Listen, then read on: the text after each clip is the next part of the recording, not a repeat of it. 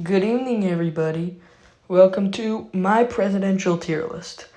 Now, before we actually start ranking the presidents, let's lay down some criteria. First of all, what did they accomplish? Second of all, what were their mistakes? And third of all, this is only counting their presidency, all right? Straight, simple rules. Let's get into it. First off, we have the one, the only George Washington. George Washington is S tier. George Washington is one of the best presidents in American history. Now, many people will say that, you're just basing it off his Revolutionary War service, which, first of all, this is only judging your presidency, or he set precedents. That's not that impressive. First of all, if we didn't have precedents, presidents would basically do whatever they want. And you got to understand, before we had the Constitution, we obviously had the Articles of Confederation, and they made the United States so weak. The United States was so fragile that some people were like, this country's going to collapse so quickly. And then Washington swoops in is like, no, I'm not going to let this happen. And when, John Adams pulled up, Washington had basically united the country under a common cause, which then split apart with the rise of political parties during his second term. And then we get to today with a bunch of stuff in between. But that's it for George Washington. Great president. I don't need to say anything more. He's George Washington. What'd you expect? F tier. John Adams is probably a high C tier. Now, obviously, the main thing is the Alien and Sedition Acts, which are some of the worst laws in American history. Absolutely horrible. They were horrible. And, if it was just that, he would have gone lower. But he didn't just do that. There was a quasi-war going on, and Adams was obviously afraid of a war with France because, America isn't a very strong power. America was much weaker than France, especially a country that was getting into its Napoleonic phase. If you know anything about Napoleonic France, you know that they like to kick butt. And Adams was obviously scared. However, he negotiated in the Convention of 1800 to, make deals with France so we don't go to war. So that was a very good thing on Adams' part. There's a bunch of other things that I could mention, but you get the gist with Adams. Adams was a great president. Not a great president. He was alright. He was an alright president. That was a slip up. But, speaking of good presidents, we have Thomas Jefferson. Thomas Jefferson is going to go into an A-tier category. Now, Thomas Jefferson, great president. Louisiana Purchase, losing Clark Expedition, creating the West Point Academy. Even though Louisiana Purchase and the West Point Academy went against what he stands for, nothing hurts with that. People got to understand, when you enter the presidency, you're thinking during the campaign, I'm going to get everything I want done. When you enter it, you're probably going to think oh, maybe this was the better decision. That's what Jefferson was thinking when he did the Louisiana Purchase, and there was also the Barbary Wars. How did I just forget about the West Point Academy thing? Obviously, the main thing is the Embargo Act. Horrible law. It made him incredibly unpopular upon leaving office. And it destroyed trade with the whole world. That when James Madison got into office, he had to sign, I believe it was the Non-Intercourse Act of 1809, which basically said, hey, we're going to get trade back on, except with Britain and France, because that's how bad the Embargo Act was. Overall, besides that, Jefferson was a really good president. He's on my top 10. And if you actually haven't watched my top 10 best presidents list, it's on my channel. Go check it out. And now we have James Madison. James Madison's a C tier. I used to actually rank Madison lower, but the more I've learned about him, the more I think he's actually pretty good. He's not good. He's an alright president. He's the second worst of the Founding Fathers, but still a pretty good president.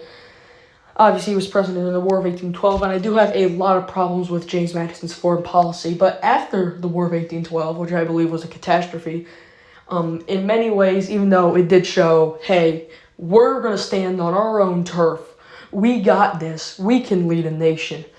And afterwards, we had a rise in nationalism.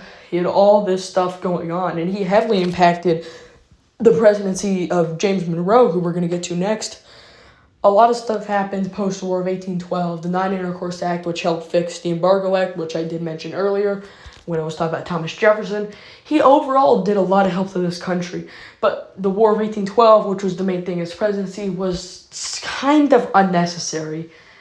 Even though we did have people getting kidnapped by the British, the results resulted in our capital being burned to the ground. Even though we did stand on our own turf, it came with a lot of consequences. But overall, James Madison, a C-tier president, pretty solid. James Monroe is also an A-tier president, definitely lower than Thomas Jefferson, but he is actually a very underrated president. James Monroe, he did a lot of good for the country. Monroe Doctrine, Adams Onis Treaty, even though most of those things can be chalked out to a Secretary of State, and John Quincy Adams, who we're actually going to get to next. Overall, Monroe had a solid presidency. Obviously, there was the Panic of 1890, but that was mainly just a market correction post-war of 1812, which was, a market correction after a major war. Yeah, that's going to be expected. So overall, Monroe actually had a pretty good presidency. There's not actually a lot to touch on. He didn't make many mistakes. He had pretty good foreign policy, which we've stood up to, even though you could argue it just expanded American influence in the Americas, all that stuff. But overall, Monroe is a really good and underrated president. Now, John Quincy Adams, I would probably put in the C tier. He only had one term, and unlike his father, who actually got quite a bit done, not like quite a bit, but he has some stuff done. Adams didn't really have the chance to get a lot of things done, mainly due to like Jacksonian Democrats in that area disrupting his policy, all that stuff. But the main thing he did was infrastructure, definitely infrastructure. That's the main thing he did. The Tariff of 1828, otherwise known as the Tariff of Abominations by Jacksonian Democrats.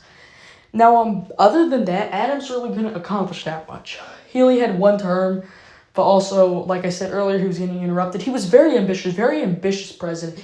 And this has nothing to do with his presidency, but I'll just mention. He was a staunch abolitionist. Both him and his father were, I believe, the only presidents of the first 12, I believe, that did not own slaves. So they were pretty anti-slavery. In the House of Representatives, Adams was a very anti-slavery person that people like Abraham Lincoln were like, okay, a little too much, buddy. But remember, that wasn't during his presidency. We're not going to rank that. So he's a low C tier. Didn't do much. Andrew Jackson, I would put in a C tier. Now, some people are going to go typing out in the comments that Andrew Jackson is the worst president in American history. Something like that. No, he is definitely overhated. And there's a pretty good reason why he's definitely overhated. The main thing people point to is the Indian Removal Act. And yes, that was horrible. First of all, even though Jackson signed a law, most of it was carried out under Martin Van Buren. So you also have to blame Martin Van Buren for going through with it, especially when he oversaw the Cherokee Nation, which was the main part that people remember from the Trail of Tears. Not to say the other parts were insignificant. I'm just saying that was the main show that people mainly focus on. Andrew Jackson also destroyed the Second National Bank, even though you could argue that would have destroyed the economy because of the Panic of 1837, which I believe was caused by Jacksonian Democrats. And if you look at a bunch of Jackson's policies, yeah, it makes sense. But he paid off the national debt, even though it did last for less than a year.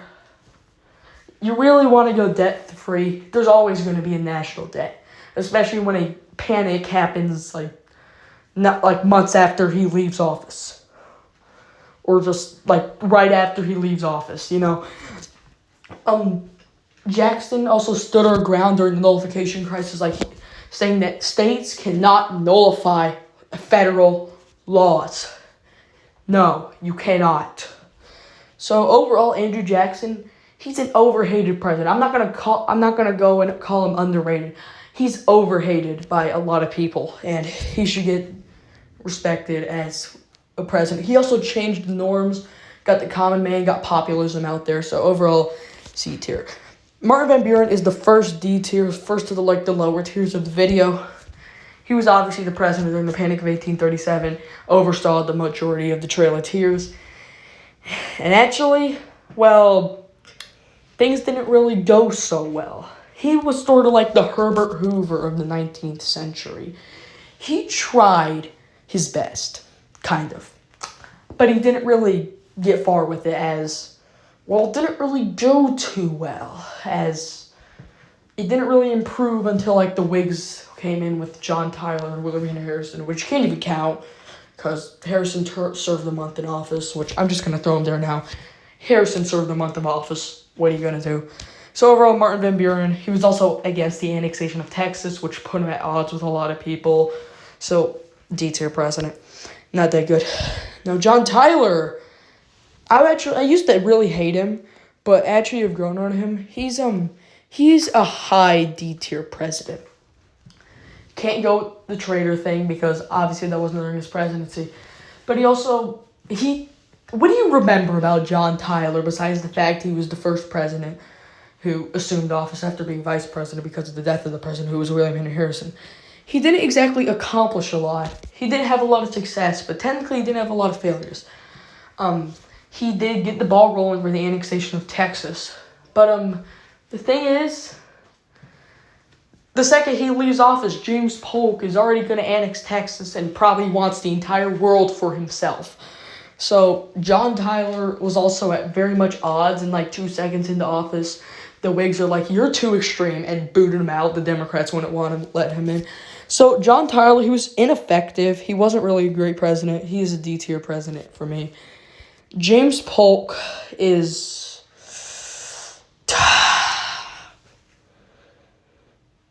He's a very high B-tier president. Now, many people who are into history would say he's more A-tier and say he's underrated. That's more of an old thing because nowadays, people don't really underrate James Polk. People know he was the president during the Mexican-American War, got us half of Oregon, 54-40 or fight. All that great stuff, Texas. But the problem is that caused a lot of issues, specifically the expansion of slavery into those areas. Texas became a slave state. All right. Then California wants to be a free state, which caused a whole debacle, which caused Henry Clay to pull up again and create the Compromise of 1850, which caused a whole bunch of problems. Fugitive Slaves Act. Then we got the Kansas-Nebraska Act, Bleeding Kansas. And all of this inevitably leads to a civil war. So James Polk is a cause of the Civil War. He also was for the expansion of slavery into these territories. Now, it's also important to understand that this is the 1840s. There were a ton of people who were for the expansion of slavery in these territories. But still, that was not really a good decision. So, overall, James Polk, though he did do a lot of good with his expansionist policies, very much an expansionist for the nation, manifest destiny, all that different stuff. He had a lot of side effects that inevitably lead to 3/4 of a million people dying during the Civil War. It wasn't all on him, but he definitely played his part. Now, Zachary Taylor had the third shortest term in American history, so I'm actually not going to rank him. His term was too short to rank. He only served like a year in office. There's not much. The main thing he did was tell the South that if you secede, we'll send troops, and I'm not afraid to march. But other than that, he didn't really do much. Died probably of the White House drinking water, not poisoned, as was proved by his exhumation in 1991. But yeah, not John Tyler. Zachary Taylor is an NA. But Millard Fillmore is an F tier. First F tier. Fugitive Slaves Act. The one good thing he did was open relations with Japan. He was the first president in 2 centuries or something. I don't remember exacts. To open relations with Japan, ending their long-time isolation. But other than that, he was not a good president. He didn't handle the Compromise of 1850 all too well. Didn't really handle that too well. And overall was kind of ineffective besides that. So overall, why do I keep on saying John Tyler? Millard Fillmore was not really all that good of a president. So he's definitely F tier. And Franklin Pierce is also an F tier. And before we even get to Franklin Pierce, let's throw in James Buchanan in there too. Let's get to those two. James Buchanan, I don't need to say anything about. He literally did nothing. Actually, he did something very bad. Support the Dred Scott decision, which might have been the worst decision in a Supreme Court trial of all time. I could do a whole video. If you want to see a whole video of me discussing the Dred Scott trial, leave a comment down below. Franklin Pierce obviously signed the Kansas-Nebraska Act, which caused the Bleeding Kansas, over 50 lives gone. And you could say it was the precursor to the Civil War. It was like the precursor to the Civil War. It was pretty bad. One good thing that he did was the Gadsden Purchase, We all love the Gadsden Purchase. But, after a streak of NA and 3 F-tier presidents, we finally get to the Holy Grail, Abraham Lincoln. Now, Abraham Lincoln is S-tier. He is the best president overall in American history. Abraham Lincoln obviously saved the Union, 13th Amendment, which he fought so hard for. He obviously had the Emancipation Proclamation, which, even though it was just a war measure, when people like William Tecumseh Sherman and Ulysses Grant, when they marched through Confederate land, they used the Emancipation Proclamation to free tons of slaves. It wasn't this redundant thing that did nothing. And the main thing people will criticize Lincoln for is his quote-unquote violations of the First Amendment, a.k.a. abolishing habeas corpus, But thing is, he could. It says there's a provision in the Constitution that says the habeas corpus may not be suspended unless in cases of rebellion. Was it absolutely necessary to win the war? No, it wasn't. But could he do it? Also, yes, he could do it.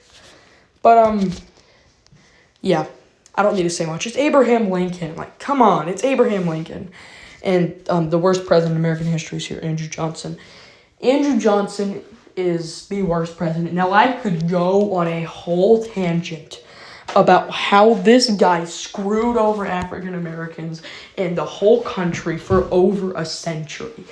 All the Jim Crow laws, the KKK, all this stuff, persecution in the South, why Reconstruction failed, all this stuff, it's his fault. You're looking at the man. He saw Abraham Lincoln's Reconstruction plan. He crumpled it up straight into the garbage can. He was the worst president in American history, and I will stick by that. Horrible. I want to do a whole video about how he was so bad. Leave a comment down below if you want to see that. Horrible, horrible, horrible president. Absolutely horrendous. Now we're getting to a president who is less horrendous, which is Ulysses Grant. Now, Ulysses Grant is a B-tier president. He is honestly one of the most underrated presidents in American history. A lot of people criticize him because Reconstruction. Like I said earlier, Andrew Johnson's the main reason Reconstruction failed. When Ulysses Grant took office, Reconstruction was a disaster. Public opinion in the North about it by the end of his term was very unpopular. Main thing that deducts him, though, is the Panic of 1873, which was a very bad economic panic that happened during his watch. But, here's the thing. All, the KKK and all that stuff? When Ulysses Grant saw that, he was like, nuh-uh. He leaped into action, created the Justice Department, and then dealt with them and abolished them until Mr. Woodrow Wilson himself stepped in and it got reemerged. If you want to know who killed the first one of the Klan, it was this guy, Ulysses Grant. Overall, he's an underrated president, in my opinion. He deserves more respect. People don't give Ulysses Grant enough respect, in my opinion. They only really give him respect for his Civil War service, but he did a lot more than just serve in the Civil War. He had a pretty good presidency, too. I also recommend reading, side note, I recommend reading Ulysses Grant's memoirs. They are really good. They are some of the best memoirs. They give a lot of details from him in the Civil War. He was very cut off with them. He's the general I'm not going on a tangent. He was the general during the Civil War, where his autobiography, his memoirs are the most simple sounded, or as Vlogging Through History put it, the ones that sound like they were written today. So I highly recommend reading Grant's memoirs. But anyways, Rutherford B. Hayes. Now, Rutherford B. Hayes is a B tier. Just like Grant, I think he's a very underrated president. Rutherford B. Hayes, he's also very forgotten. I think there's a video, his name is Nerd Talk. He has a video about why Rutherford B. Hayes is the most underrated president in American history. I highly recommend checking that out. That gives a lot of the points I'm going to say here. Many people criticize him because he, quote unquote, abandoned African Americans in the South. I want to re-mention Andrew Johnson's the person who screwed over Reconstruction. By the time Hayes entered office, the Democrats were like, get rid of Reconstruction or die. That's basically what they were saying to Hayes. He really had no choice. He also got the ball rolling on civil service reform, especially after the corruption in the Grant administration, which I did forget to mention the corruption in the Grant administration. But he got the ball rolling. He really wanted to abolish the spoils system as well as his successor, James A. Garfield. And overall, Rutherford B. Hayes was a good president for the nation. Very underrated. He's definitely in my top 10 most underrated presidents in American history.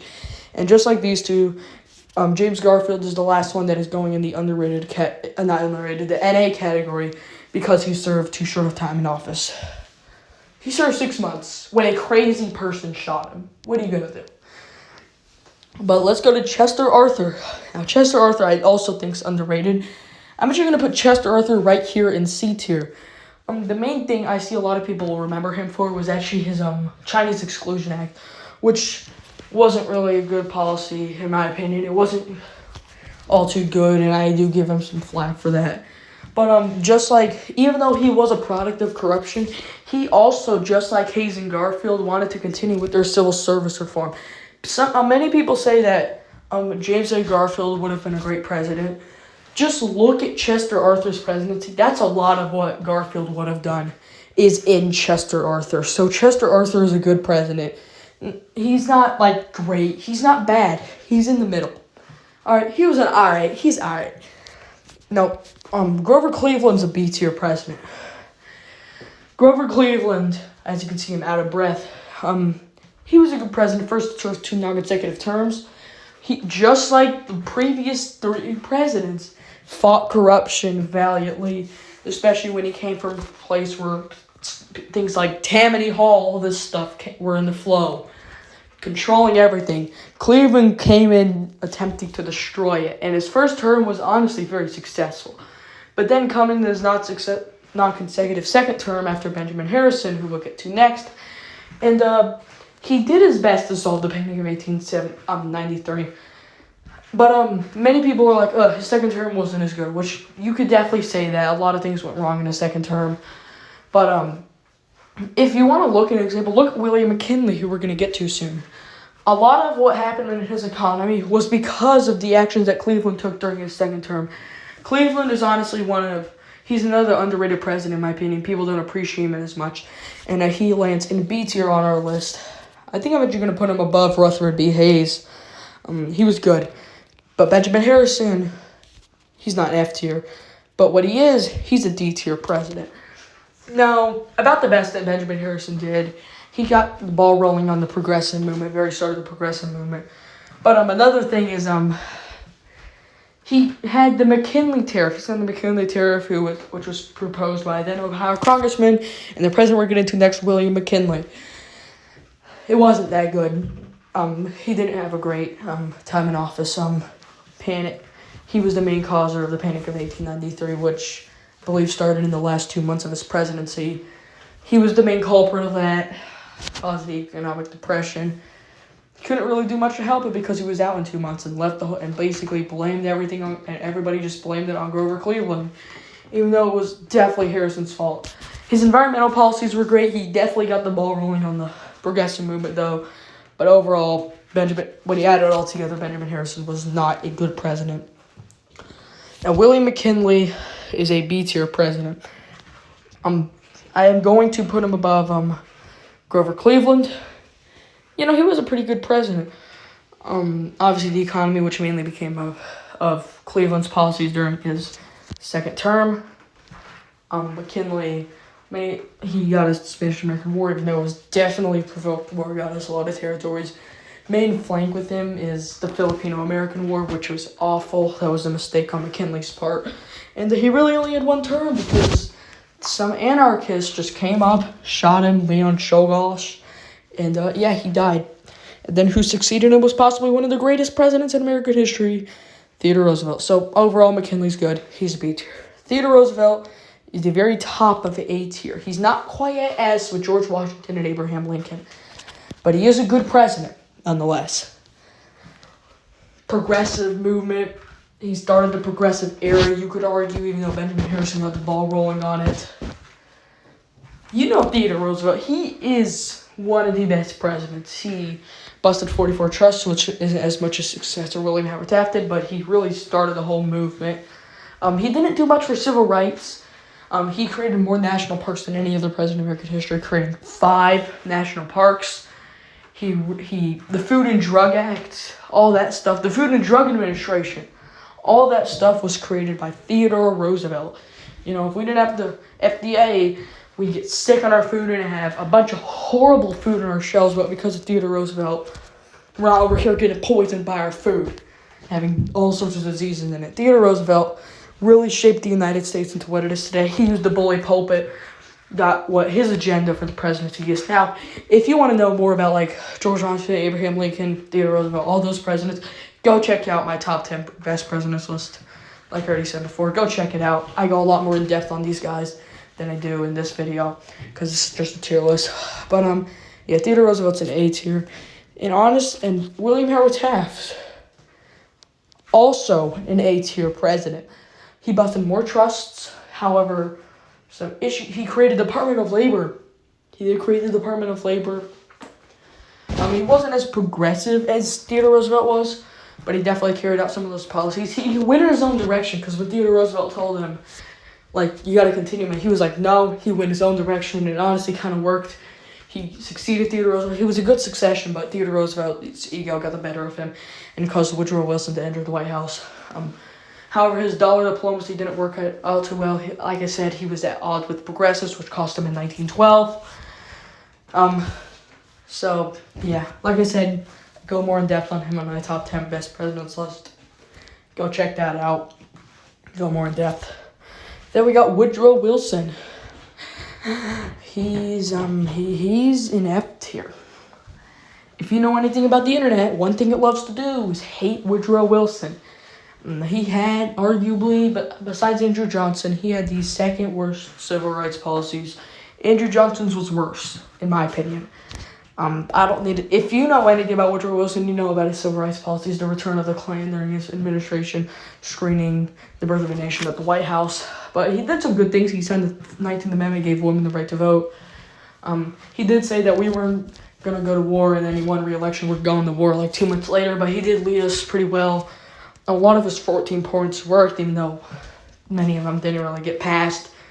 I don't think it would have prevented World War II, but it maybe would have helped with the Treaty of Versailles, which was a pretty big blunder in world history, if you really think about it. But yeah, Woodrow Wilson,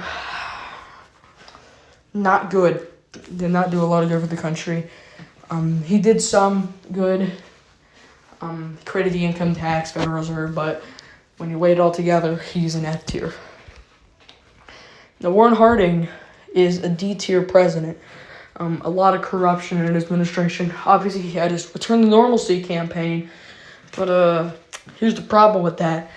He continued that with Calvin Coolidge, and a lot of those policies built up to what we now know as the Great Depression. But another person who caused it was Woodrow Wilson. So you can't all blame it on Harding. But Harding was definitely a culprit in causing the Great Depression with his Return to Normalcy campaign. Overall, he didn't really accomplish that much. He only had 2.5 years in office. Though he is still rankable, he didn't really accomplish that much. He isn't really remembered. He's the most corrupt president in American history, in my opinion. He is not overall a good president. He lands in D tier. Now, Calvin Coolidge. Mr. Coolidge lands himself in B tier. Calvin Coolidge was a pretty good president, continued a lot of the economic policies. Overall, very quiet, he was very much conservative. I lean conservative, so obviously I'm trying to make this as unbiased as possible. But yeah, he was very laid back. You could criticize him for that. I think personally it was good, but like I said, he was the president during the Roaring '20s. When you look at his presidency, you don't think of freaking Warren Harding. You don't really think of Herbert Hoover, at least until the end of the 1920s. When you think of the Roaring '20s, the president he was under was Calvin Coolidge. He led the Roaring Twenties. He was a great president. Amazing. He lands in B tier. Pretty good, top 15. I wish I could say the same for Herbert Hoover. But Herbert Hoover is unfortunately not a top 15 president. He is a top 5 worst president. Out of this sandwich, his tariffs honestly made the Great Depression worse. Even though you could say he did start to get the ball rolling on reforms that helped it. But FDR took his stuff to a way new level that he couldn't get to. He didn't help the Great Depression that much. He didn't cause it. He didn't do much to help it. I mean, you had the Hoover Dam, I guess. Hoover Dam? Anybody? All right, let's get to FDR. It's Franklin Delano Roosevelt. He is a solid A tier, top 5 president. Like I said, like a billion times, top 10 best presidents list. Go way more in depth than Franklin Roosevelt and all these guys in my top 10, S and A tier, and some in B tier. But, yeah, Franklin D. Roosevelt got the ball rolling, Tennessee Valley Authority, all this stuff. He got the New Deal rolling, which helped the Great Depression, helped recover from it. If you look at the Truman and Eisenhower administration, even though that was also after World War II, when the economy started to flourish, all of this stuff, that was mainly because they kept FDR's New Deal policies close. They were right next to FDR's New Deal, and they stuck through. He had very phenomenal World War II leadership. Obviously, the thing that knocks him down from being third is the Japanese internment camps. But as I said in my top 10 best presidents list, this isn't like a German concentration camp during the Second World War. They are not similar in terms of how they were treated. This is I'm not making light of this. That's 128,000 people who were forced to live in internment camps. But I just want to give you the context that this isn't like a German concentration camp. I just want to get that out there. But FDR, very iconic president, very great, A tier. And so is his right-hand man, Harry S. Truman. Now, Harry Truman, he's a pretty good president to move that. Obviously, he helped us post-World War II, Hiroshima, Nagasaki, which I do believe was the right decision. It was either we go land invasion or we nuke them. And then land invasion would have caused more casualties overall. Even though a bomb probably would have caused more civilian casualties, Truman went through, and I believe it was the right decision to make in the end out of it. Obviously, with post-World War II inflation, you can't really blame that on Truman. The whole world was going to experience post-World War II inflation after literally a war that killed 85 million people. This isn't like the Civil War where only like 750,000 people died. This is where 85 million people lost their lives, even though it was only the second deadliest war in American history. But still, inflation was going to be through the roof. Absolutely through the roof. And Truman used some of the policies of the New Deal, stable the economy, even though he had a very low approval rating. Marshall Plan, sent aid to Western Europe, got them off their feet after World War II. He helped them. He started the policy of containment during the Cold War, even though you could definitely argue about his foreign policy. He did get the ball rolling in terms of, getting anti-communist rhetorics out there, the Truman Doctrine, all this stuff to prevent the expansion of communism into new territories. He was the one who got the ball rolling on that. Harry Truman is an A tier, and so is our next president, Dwight D. Eisenhower. Great president. Interstate highway system, contained communism, all of this different stuff. Amazing economy. The 1950s. Great. He was amazing. He got America on its toes. He was the one after the Second World War. After all the inflation more so went away, he let it out. He didn't just let it collapse and all that stuff. No. Even though there was a recession in 1960, which was more of a market correction. But there was a massive boost. It was a pretty great time, even though you could argue about the 1950s all you want. 1950s, America just started innovating. It was like one of the two superpowers. It was like the main superpower of the West. After like the empires were starting decolonizing, it was now the main superpower of the West. So overall, Eisenhower led America into the future, even though some problems he had. He was the one who mainly planned the Bay of Pigs invasion, which was an absolute catastrophe in the Kennedy administration. He also carried out a bunch of different stuff that might have harmed country. He got the ball rolling on the Vietnam War, which obviously was mainly expended during the Lyndon Johnson administration, which we'll get to soon. But overall, Dwight D. Eisenhower, pretty good. John Fitzgerald Kennedy. John F. Kennedy is B tier. He is honestly the most overrated president in American history. He wasn't bad. You had stuff like the Cuban Missile Crisis. No, I'll put him above Hayes. You had stuff like the Cuban Missile Crisis. Okay, he had great leadership during that. He also, if he had made the wrong move, it's important to know if he made the wrong move, he would have destroyed the world. Now, he didn't, so you got to give him props for that. He was also the one who carried out the Bay of Pigs.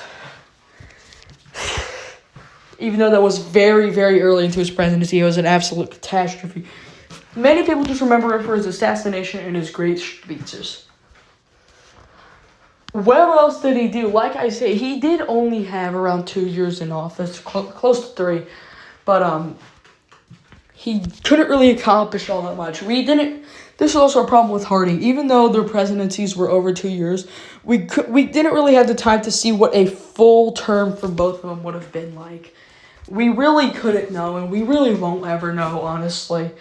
We can only judge by what their vice presidents did, which in this case would be Lyndon Johnson. So JFK, he did get the ball rolling on civil rights, like the Civil Rights Act, which was passed under Johnson. Speaking of Lyndon Johnson, he's who we're getting to next. Now, Lyndon B. Johnson is a C tier, right there. Now, I used to think a lot worse of Lyndon Johnson. Lyndon Johnson has definitely grown on me in terms of how he's perceived and stuff. And Civil Rights Act, great society. He was definitely a liberal, very left-leaning. He was so hardcore Democrat that I believe he said that the Democratic Party it's at its worst is still better than the Republican Party at its best. So very much a hardcore Democrat. He might have accomplished the most legislation of any president. He was very effective on legislation process, even though he had been a senator for like 12 years, so that is to be expected. He got stuff done. He got a lot of stuff done, but then there's the Vietnam War, lying about the Gulf of Tonkin incident, all this different stuff, expanding the draft, all this stuff that made him super unpopular upon leaving office.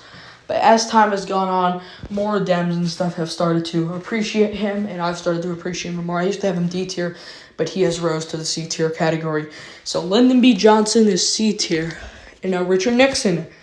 Richard Nixon is a B tier president. Now many people just look at Watergate and just say corrupt. That's it. We still have like around 5 years to go off of. So we got plenty of time for Richard Nixon. He landed us on the moon. So they actually forgot to mention about Eisenhower. He founded NASA.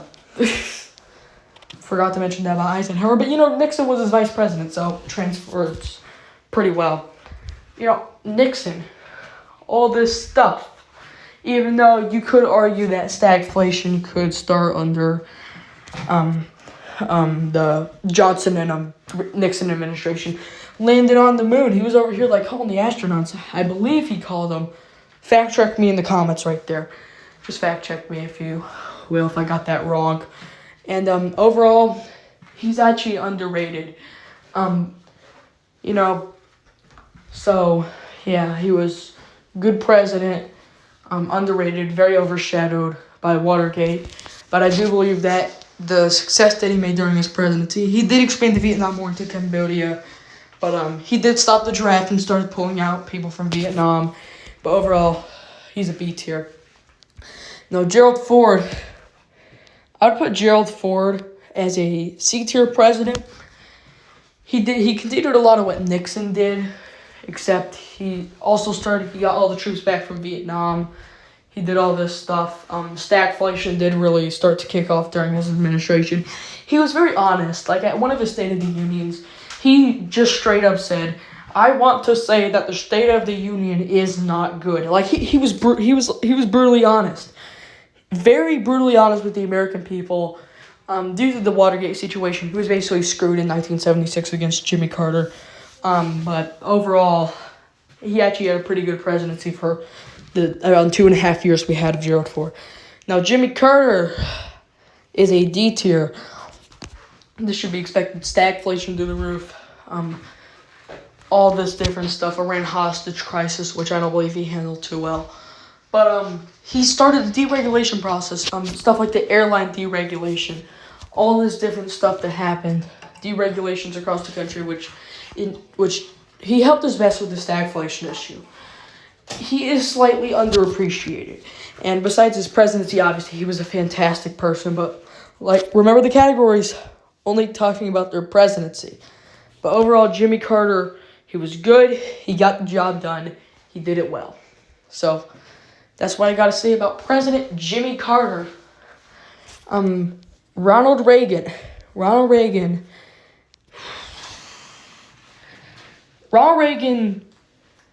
is a B tier president. Now, you could say whatever you want about Ronald Reagan. Let's put him here. Ronald Reagan. He, in my opinion, is the 11th best president in American history, honestly.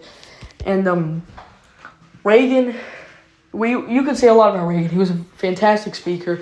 Because so was Kennedy. But he got a lot done. He helped a lot with the issues facing the economy and such. So much that, midway through his presidency, the economy had recovered. However, obviously he had plenty of issues. The AIDS crisis, for example. Iran-Contra. The deficit, increased significantly. The national debt tripled. But his foreign policy, too. A lot of the stuff with the Afghans definitely wasn't good. He didn't cause 9/11 by any means. By any means necessary. He did not cause 9/11. But so Jimmy Carter also funded and helped those Afghans during the time when the Soviets were invading them during the Soviet-Afghan War.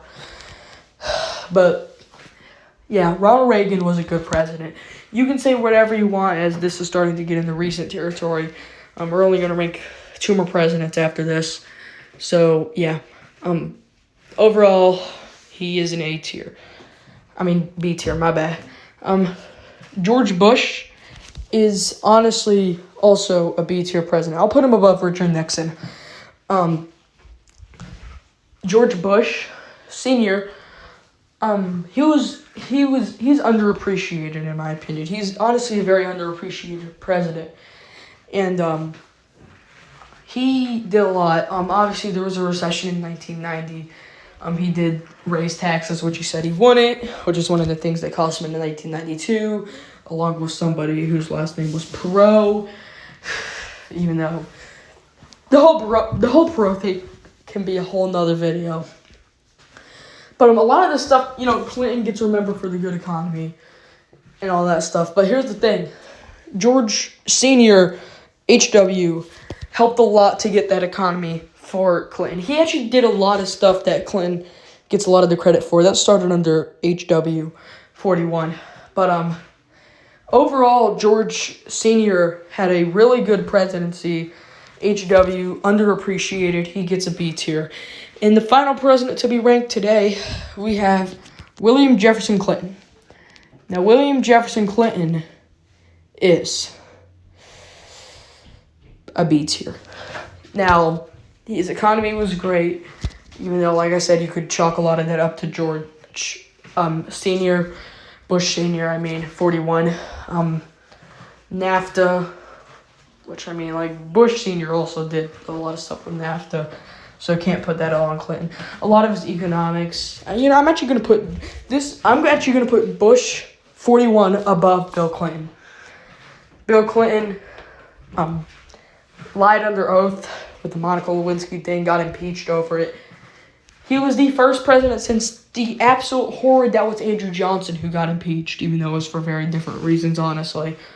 But overall, Bill Clinton, his presidency wasn't bad. It wasn't the best either. He gets a B tier. So, before we end it off, let's go through the rankings. So in S tier, we have the classics, Abraham Lincoln and George Washington. In A tier, we have Theodore Roosevelt, Franklin Roosevelt, Dwight D. Eisenhower, Thomas Jefferson, Harry Truman, William R. Taft, and James Monroe. In B tier, we have James Polk, Ronald Reagan, Calvin Coolidge, Ulysses Grant, Willie McKinley, Grover Cleveland, JFK, Rutherford B. Hayes, Bush 41, Clinton, and Richard Nixon. In C tier, we have Gerald Ford, Andrew Jackson, James Madison, Chester Arthur, John Adams, Lyndon Johnson, and John Quincy Adams. In D tier, we have Jimmy Carter, John Tyler, Benjamin Harrison. Oh my gosh. Harding, Martin Van Buren, Warren.